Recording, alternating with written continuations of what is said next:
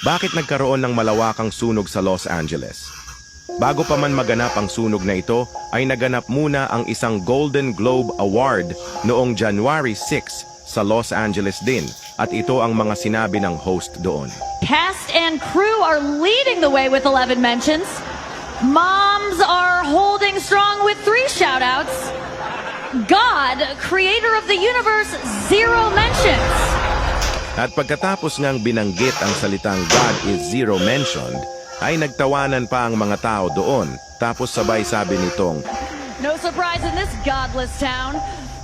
at pagkatapos nga lang ng ilang mga araw, ay naganap na ang malawakang sunog sa bayan ng Los Angeles, na kung saan ay patuloy itong lumalaki at lumalawak ang apoy kahit na pilit pa nila itong inaapula, kung saan ay aabot na sa 200,000 na pamilya na ang naapektuhan. Ano sa tingin ninyo? Nagkataon lang ba ito?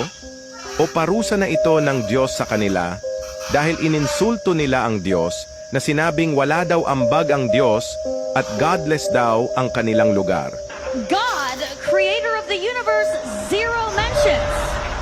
And Tandaan mo ito, huwag hahamunin ang Diyos dahil baka magsisi ka kung ipaparanas niya ang pighati sa iyo.